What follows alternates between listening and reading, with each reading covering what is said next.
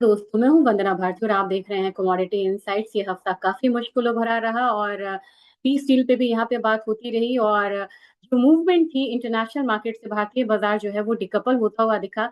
अगर ओवरऑल देखेंगे तो ये अगर मैं वीकली चार्ट दिखाऊं, डॉलर इंडेक्स में गिरावट आई। अगर बाहर की गोल्ड में देखेंगे तो बाहर का जो गोल्ड था वो हल्का सा यहाँ पे रिकवर होके नजर आया, $4400 के करीब एक सपोर्ट लिया।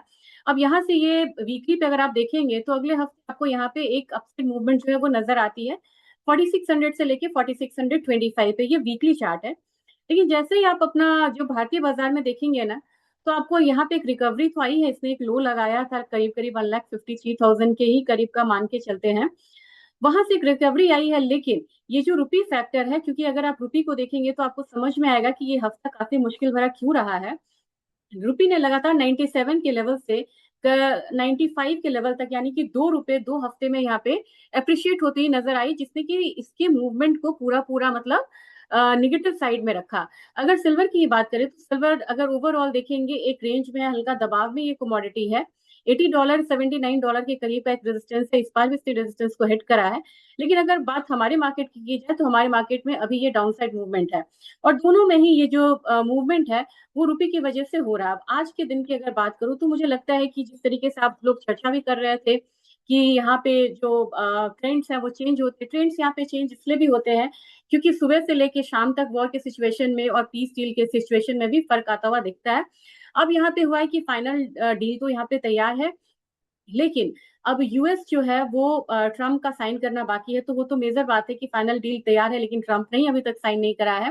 हालांकि एक बात और निकल के आई है कि इस डील में $300 बिलियन का एक जो रेपरेशन मतलब कि अमाउंट होता है वो है, क्योंकि जो ईरान को जो क्षति हुई है इस वॉर से वो यहाँ पे फुलफिल करता हुआ दिखेगी दूसरी कंट्रीज। तो अब आज ट्रेडिंग के बारे में बात कर लेते हैं। ट्रेडिंग के बारे में आपको दोनों चार्ट्स अलग अलग देखने होंगे।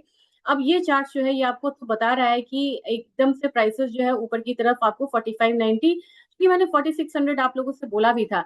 लेकिन हमारा बाजार अब यहाँ पे आपको समझना होगा कि हमारा बाजार क्यों यहाँ पे अलग ट्रेड करता है।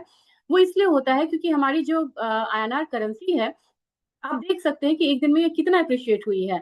तो यहाँ पे आपको जो मूव्ड है वो लॉक्ड है, लेकिन बाहर का बाजार अपसाइड है।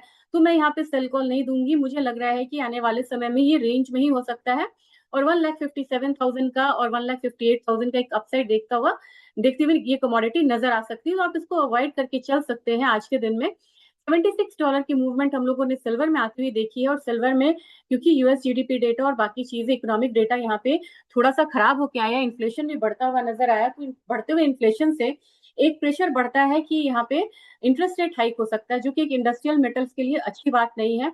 तो जब तक आपको यहाँ पे $79 का एक जो डबल टॉप बना हुआ उसको नहीं क्लियर करता है, तब तक ये कमोडिटी यहाँ पे थोड़ी सी दबाव में रहेगी। अब आप कहेंगे कि ये दबाव में है, डाउन साइड कितना है? डाउन साइड मुझे अभी फिलहाल फिलहाल लग रहा है $74 से लेकर 73.5 डॉलर का। गोल्ड में क्लैरिटी नहीं है, लेकिन सिल्वर में लग रहा है कि एक दबाव जो है वो बनता हुआ नजर आ सकता है। तो 2,65,000 के करीब हम जा सकते हैं, लेकिन 2,65,000 के साथ साथ ही यहाँ पे 275 की भी बात है, क्योंकि अगर अगले हफ्ते यहाँ पे अगर पीस डील हो जाता है तो इमीडिएट आपको चांदी का जो मूवमेंट है वो बदलती हुई नजर आएगी। तो टोटली ये बेस्ड है आपके आने वाले समय के पीस डील पे। क्रूड ऑयल में एक दबाव की स्थिति है, $86 तक मुझे लग रहा है। अपने बाजार में अब यहाँ पे तैयारी करनी चाहिए 8,080 की, 8,080 तक मुझे लग रहा है क्रूड ऑयल को आना चाहिए यहाँ पे। नेशनल गैस में एक अपसाइड मूवमेंट जो है वो आया हुआ है। $3.6 का मैंने एक आपको बोला था, $3.6 आती हुई ये कमोडिटी दिखाई दे सकती है।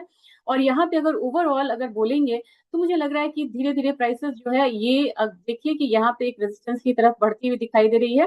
323 तक आके रैली को एक हल्का सा पॉज देखने को मिल सकता है आज के दिन में। अब आपको बेस मेटल में हल्की कमजोरी रहेगी, तो 382 के लेवल्स जो है वो एल्यूमिनियम में मिल सकता है। 364 के करीब यहाँ पे जिंक ऑलरेडी आ गई है। आज मैंने ये सर्कल इसलिए दिया था कि आज यहाँ पे एक करेक्शन देखने को मिल सकता है, रैली थकी हुई है। नेक्स्ट यहाँ पे आप आता हुआ देख सकते हैं 362 का लेवल। क्योंकि लेड की बात की जाए, लेड में बहुत ज्यादा गिरावट नहीं है। कॉपर में आपको यहाँ से जो शुरुआत हुई थी यही इसका सपोर्ट बनेगा और वो है 1335 वाला लेवल। तो क्लियरली बेस मेटल में आज एक जो दबाव का दिन है वो देखा जा रहा है और निकल जो है वो बाकी कमोडिटी से थोड़ी सी स्ट्रॉन्ग नजर आ रही है। तो गिरावट यहाँ पे लिमिटेड रहेगी और वो है 1806 लेवल के करीब का। सिल्वर में दबाव है इन टोटल। गोल्ड बिल्कुल रेंज में है, आज मेरी तरफ से कोई एडवाइस नहीं है। क्रूड में सेलिंग का लग रहा है, नेचुरल गैस में बाइंग का लग रहा है, बाकी बेस मेटल्स में आपको यहाँ पे थोड़ा सा दबाव दिखता हुआ ही नजर आ रहा है। तो ये आज का अपडेट था। होप सो आप यहाँ पे कैरी फॉरवर्ड नहीं करिए पोजीशंस को, ये कोई बहुत अच्छा मतलब रणनीति नहीं होगा अभी के लिए, क्योंकि अब इस वीकेंड में क्या होगा नहीं पता है। और एक चीज आपको और बता दूं, ट्रम्प का आज एक एग्जीक्यूटिव ऑर्डर मार्केट क्लोज होने से पहले, यानी कि यूएस मार्केट क्लोज होने से पहले एक आना है। और कभी भी ऐसा नहीं होता कि वो मार्केट क्लोज होने से पहले कोई ऑर्डर पे साइन करे। ये इस बार थोड़ा सा जिस तरीके की बातें हो रही हैं वो अगेंस्ट द ट्रेंड जा रहे हैं। तो अब अगर ये पीस डील पे साइन कर देते हैं तो ये गीगा बुलिश होगा अगले हफ्ते इक्विटी मार्केट के लिए, सिल्वर के लिए और बेस मेटल्स के लिए।